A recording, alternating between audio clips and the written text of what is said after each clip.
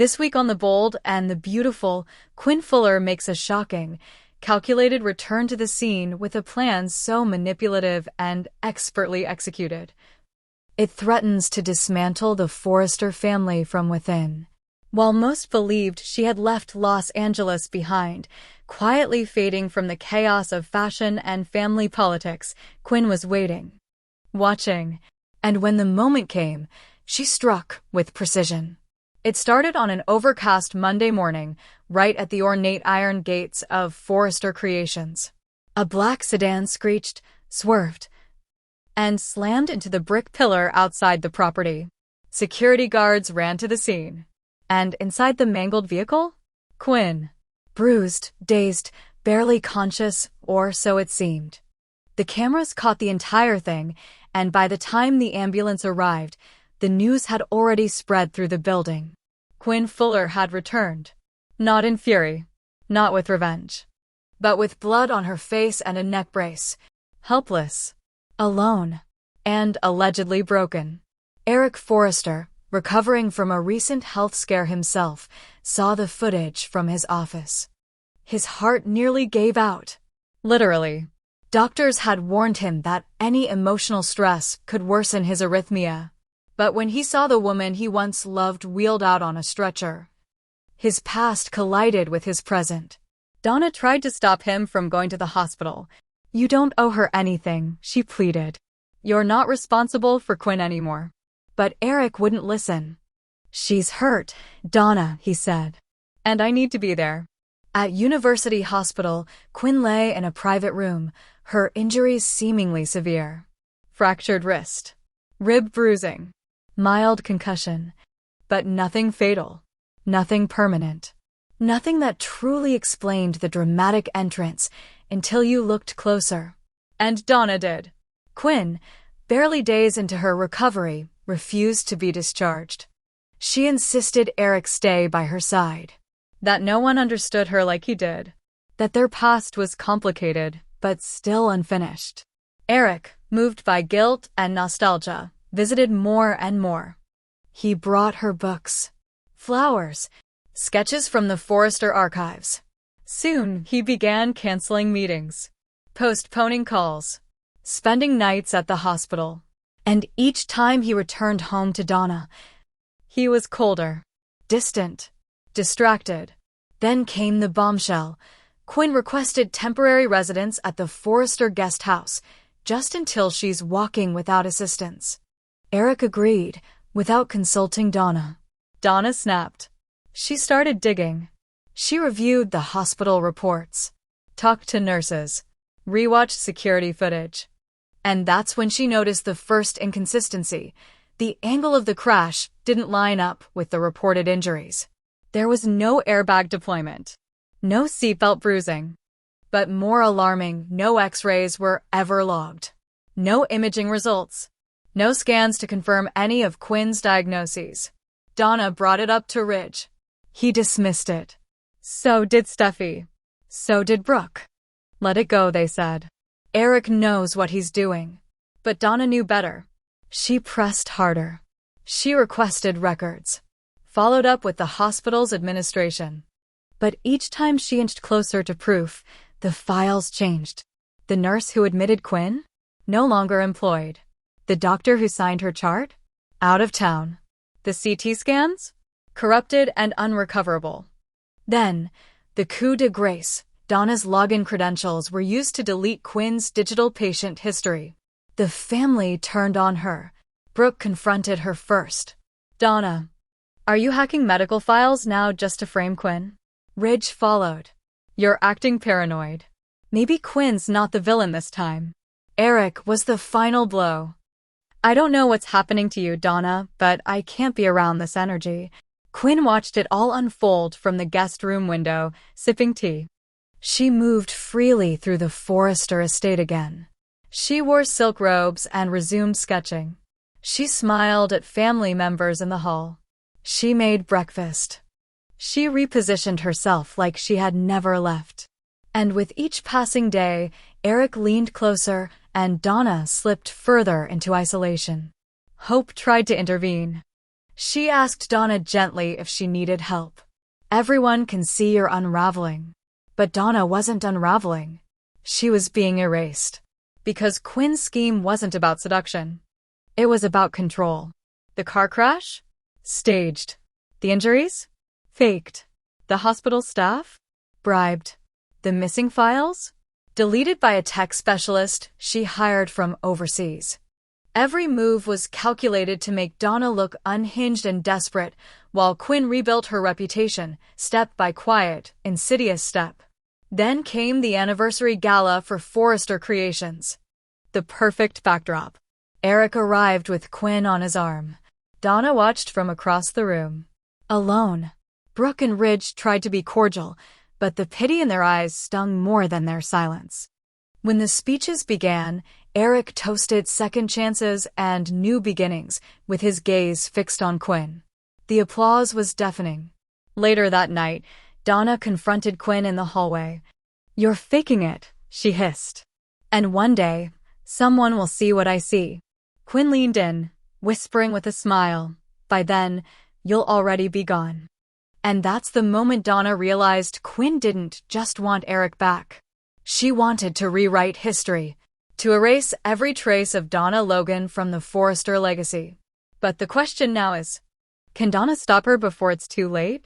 Because Quinn isn't relying on seduction anymore. She's playing a longer game. One move at a time. One lie at a time.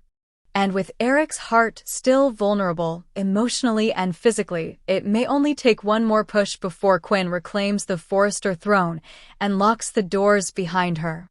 On the bold and the beautiful, everything begins with the illusion of romance, but this time, the wedding is war. Ridge Forrester, longtime patriarch and designer, doesn't fly off to paradise for love, he runs. Not to start fresh, but to hide a power move that could shift the future of Forrester Creations forever. With Brooke Logan out of town and the company's future hanging in delicate balance, Ridge orchestrates a lightning-fast wedding with Taylor Hayes on a remote private island. The ceremony is elegant, tropical, intimate, and tactical. Because behind the orchids and ocean views is a signature. A marriage license designed not just to bind hearts, but to bury legal leverage. Unbeknownst to most of the Forrester family, Ridge has quietly transferred majority proxy control of his Forrester Creations shares into a marital trust. Under California law, the moment Taylor becomes his wife, she becomes co-owner of those shares. Which means Brooke, his former wife and decades-long business rival, is now legally cut out of influence she once held through Ridge. It's not just personal. It's corporate strategy disguised as sentiment. And Ridge moves fast to seal it before anyone notices Brooke is even missing. Steffi, fully in the loop and backing her mother's sudden elevation, flies out as a witness. She doesn't question the timing. She doesn't flinch at the secrecy. She sees it for what it is, a power consolidation. Taylor becomes Ridge's wife and partner again, and with Steffi at her side, the Forrester family can finally shut out the Logan influence once and for all. But they underestimate Brooke. She returns to Los Angeles 2 days after the island ceremony, stepping off the private jet not with flowers or fury, but with a folder.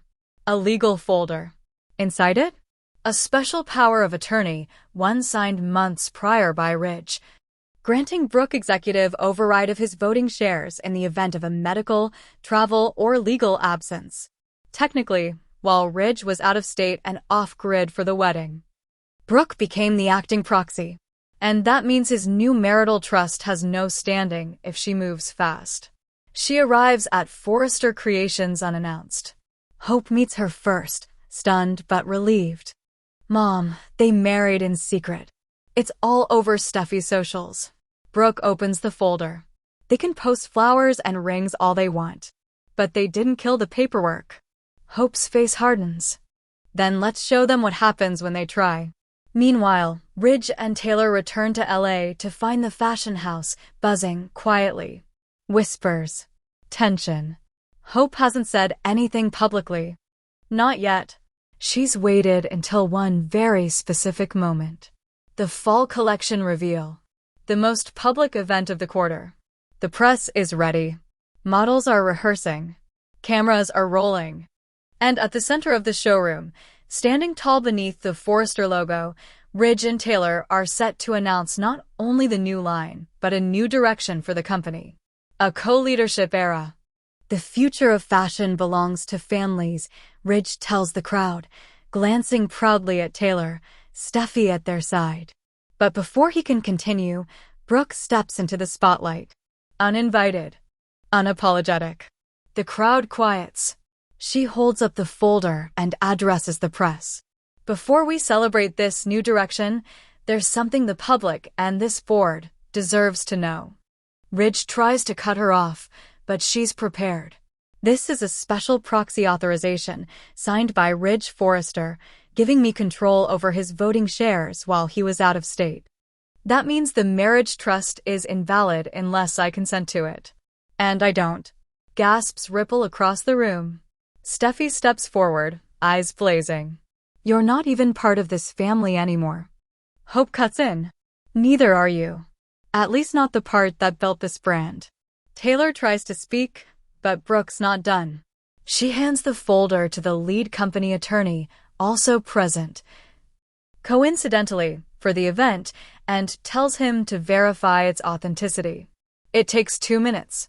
2 long, public minutes. And when he returns, his face says it all. It's valid. The showroom implodes. Steffi accuses Hope of betrayal. Ridge demands a private meeting. Brooke refuses. You made your wedding public. Now your consequences are too. Suddenly, the fashion reveal becomes a battlefield.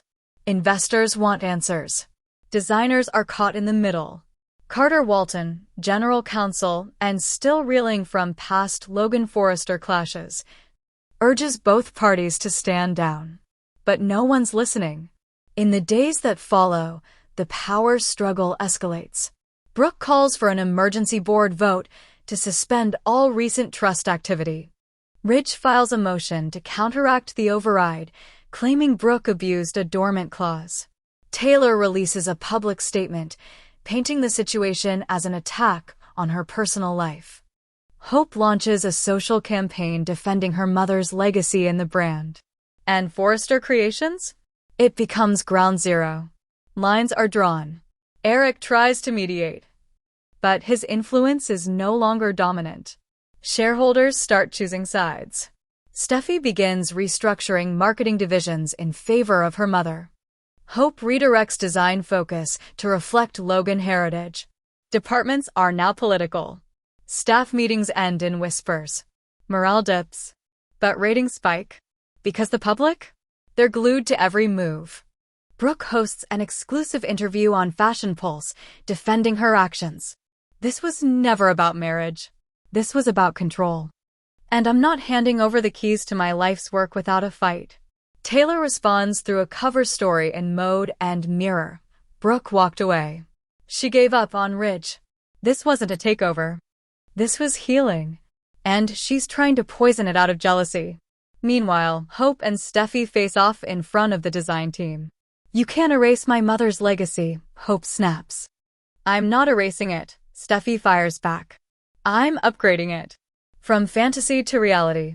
From lingerie and scandals to structure and success. Hope steps closer. You're not protecting the company. You're protecting your ego. And you're just covering for your mother's obsession. Silence. Then someone from the back mutters, should we even launch the line? No one answers. Because this fall collection was supposed to mark a turning point. And now it's a war flag. The boardroom becomes a courtroom. Meetings turn into hearings. Lawyers draw blood. The company, once synonymous with elegance, now lives under a storm cloud of betrayal, rivalry, and ego. At night, Ridge and Brooke argue in private. You blindsided me, he says. You buried me, she replies.